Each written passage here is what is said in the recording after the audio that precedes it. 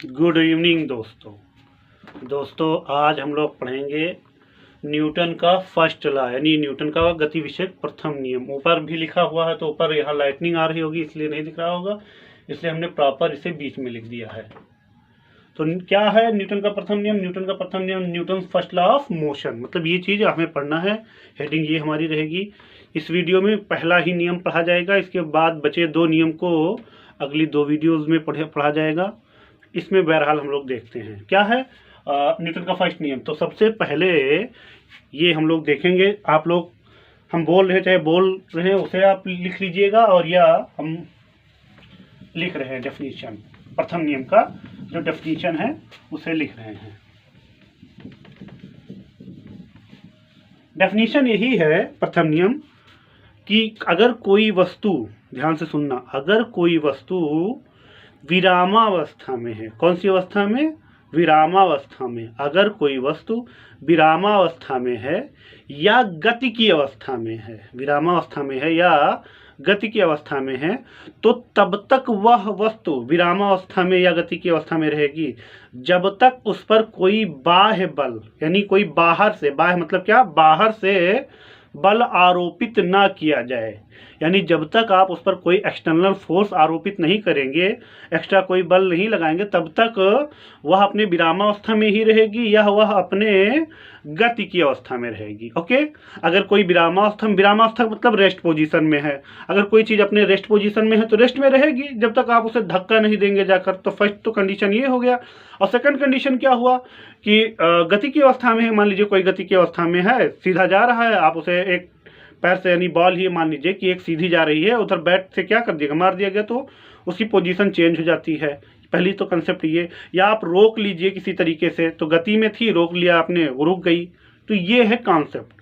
और इस चीज को, यानी ये जो भी कहा गया है, ये है जड़त्व का नियम भी यही है। क्या है? जड़त्व का नियम। जड़त्व मतलब क्या? जड़, समझ लीजिए। जड़ मतलब रुका रहना। रुके रहने का यहाँ अर्थ ये नहीं है सिर्फ रुका रहना। रुके रहने का मतलब या तो अगर रुके हो तो रुके रहो, या अपने काम को में लीन हो, यानी अपना काम कर रहे हो तो काम करते ही रहो। Concept clear? यानी कोई कार खड़ी है तो वो जड़त्व में है, और अगर वो चल रही है तो भी वो अपने काम में लीन है, तो क्या है? जड़त्व में है। तो हम डेफिनेशन लिख देते हैं अगर आपको डेफिनेशन लिखना है, अन्यथा ये समझ लीजिएगा। क्या है? यदि कोई वस्तु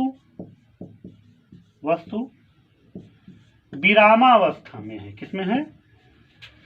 विरामावस्था में है। यदि कोई वस्तु विरामावस्था या गति की अवस्था, किसमें? गति की अवस्था में है, तो वह वस्तु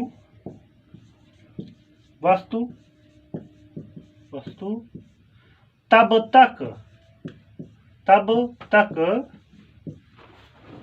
तक गति की अवस्था या विरामावस्था में रहेगी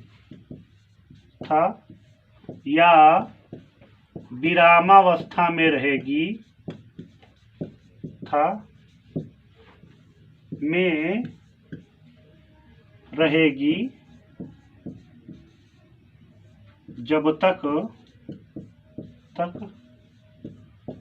उस पर कोई बाह्य बल, बाह्य मतलब बाह्य बल आरोपित ना किया जाए। ये डेफिनेशन जानबूझकर बड़ी लिखवाई गई है ताकि आपका एक एक कॉन्सेप्ट क्लियर रहे। क्या? यदि कोई वस्तु विरामावस्था में या गति की अवस्था में है तो वह वस्तु तब तक गति की अवस्था या विरामावस्था में रहेगी जब तक उस पर कोई बाह्य बल, यानी बाहर से कोई बल आरोपित न किया जाए। ये कंसेप्ट है, आप लिख लीजिए, मैं हट जाता हूं।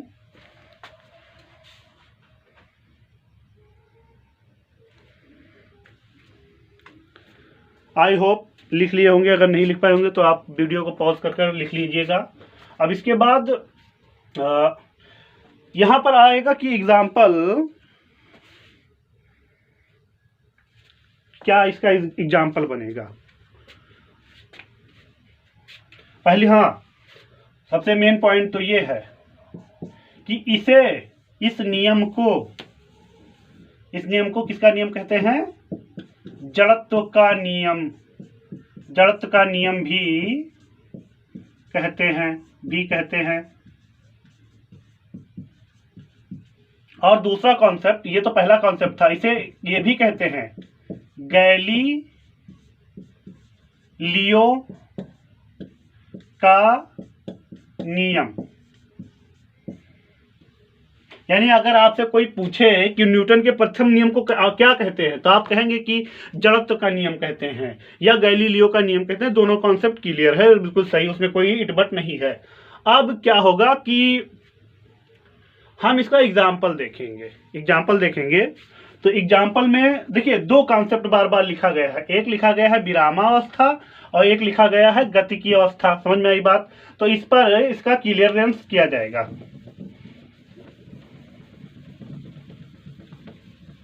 इरेज कर लें।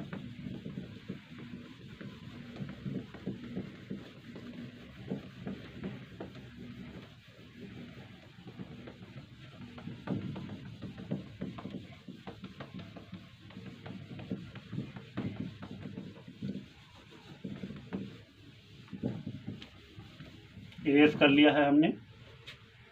अब पहला हम कॉन्सेप्ट समझ लें कि विरामावस्था क्या चीज है।